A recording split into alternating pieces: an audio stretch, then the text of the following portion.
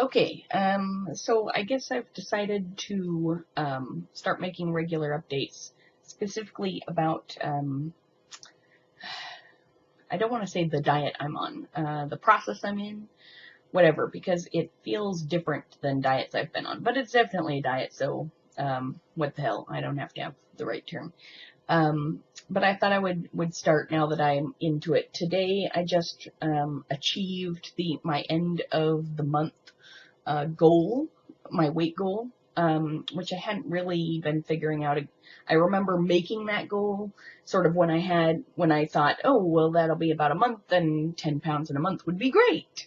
So somewhere in there I made the goal and I just sort of had it in mind. But now it's the 25th and I achieved the goal. The goal, by the way, is 290 pounds. That's what I am today. And I just, right before I started to make this video, looked it up on MyFitnessPal to see when I really started doing this diet. And when I really, and then thank God for MyFitnessPal, because then I was able to see, go onto the report chart, and it turns out I had, thankfully, logged my weight that day as well. So I started... sorry, the days don't really match up for, in exactly 2 months this happened. But on March 3rd is when I really got going. My scale, it gives you a nice OL for over limit. If you are over, it can go up to, I've discovered, 308.5 pounds. I don't know why that's the limit. It's a digital scale. I don't know how these things work. Anyway, on March 3rd, I weighed 307 pounds, and so that's less than 2 months ago, and I'm now 290. So, as Tara does the math in her head, 17 pounds since the 3rd. So I mean, I guess let's say May 3rd comes along, that would be like the 2-month mark. I would say chances are pretty good that I might weigh 287 by then, which would then put me at like a 20-pound weight loss in 2 months, which is about right. I think it's right for what I want to do.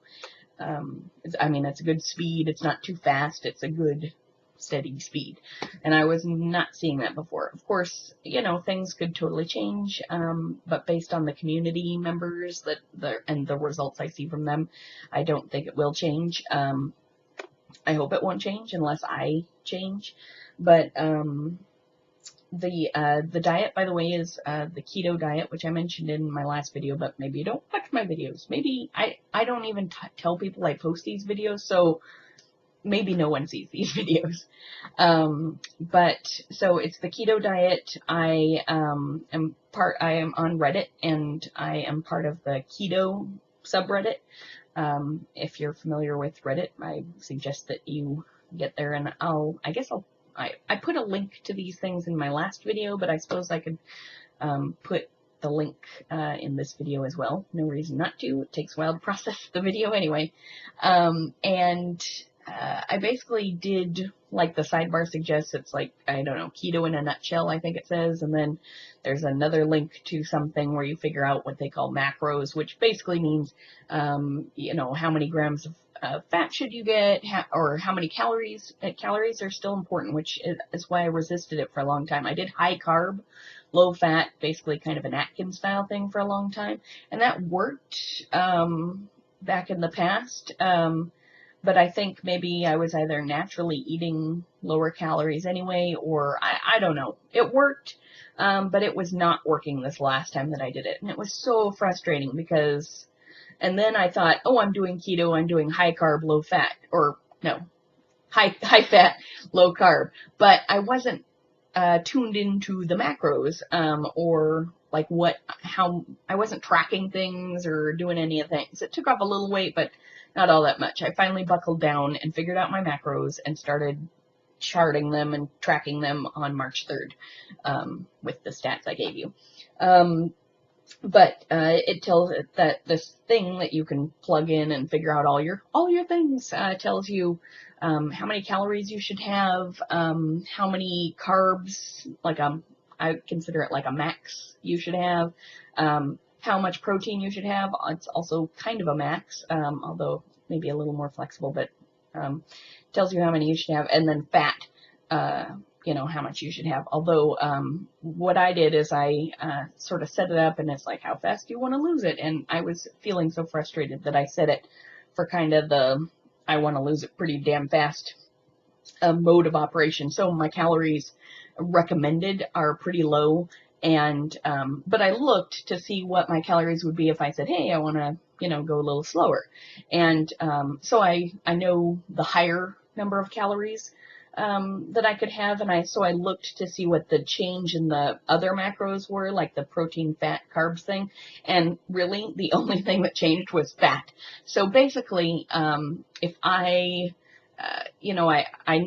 they tell you either on that page or a different page, there's plenty of ways to find it, like how to make MyFitnessPal tell you the things you need to know to get to track those macros instead of like just calories or just plain old carbs.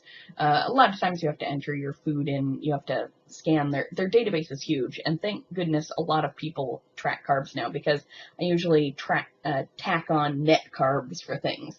And then I tossed it over there, but like a protein drink I had this morning was 4 carbs and 1 dietary fiber, which is 3 net carbs. And so I just plugged in I previously just had the stupid thing in there, and I'd been logging that, and then I thought, oh, I should have just added net to the search box, and sure enough, there it was showing 3 carbs, and I plugged that into MyFitnessPal.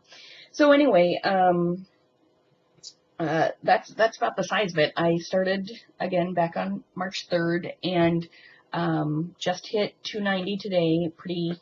I've hit this a few times. I've lost the same, I don't know how many pounds, so many times. And last time I think I kept getting hung up somewhere around 285. So, for me, it's going to be real important to hit 280, which now my revised goal is to hit 280 by May 25th, and hoping to make that. And I'm just going to kind of keep it at, sorry. I'm like, I can veer off tangents and get right back on it. One of the tangents I wanted to get to is that, so I told you I looked and I wanted to be at I have MyFitnessPal set up to give me the calories and the fat and all that stuff, my goals for those things. I have that set up for as fast as you can lose the weight without losing lean muscle mass. But as I said before I got on a tangent, is I looked at what it would be like if I wanted to lose it slower. And so the calories, I know what the calorie intake is, but the only thing that changed among my macros was my fat got higher. So I think I did say that, but what I didn't say is that there are definitely days I do not stay under my calorie threshold. In fact, I rarely stay below it. I kind of think of it almost as like a minimum calories anyway. I rarely go more than 10 calories below it, because it's a pretty low number, which I'm not sharing because it's not, what's important is how many calories that you're supposed to have. And I don't want to get caught up. I'm 5'2", by the way. So, although I will say BMI, just fuck the BMI. And yes, I swear sometimes. I will try not to do it too much in case you want to play these where children are around. But I talk about you as if I know who you are. But BMI is just a height weight chart, really. It's just a height weight chart, which is stupid. There was just an article yesterday about how The Rock and Vin Diesel are, one of them's, I think Vin Diesel is overweight and The Rock is obese because of the BMI, based on BMI. I mean, it's good to have some kind of a guideline. Like right now, I'm in the super obese category. There's morbidly obese levels 1, 2, and 3 or something like that. I don't know. And I'm not even down to morbidly obese yet. So, I mean, it's good to have some kind of benchmark in there, but I'm not, my goal, like, if I got into my normal weight or a good healthy weight range for me, I've never been that as an adult. Never. Like, in high school, when I was probably a little bit overweight, well, I guess technically it was, I was 145, and I went from 145, and I actually got up to 160 during high school and got back down to 145, and that felt like a good weight to me. I mean, maybe it was a little high, but it wasn't much.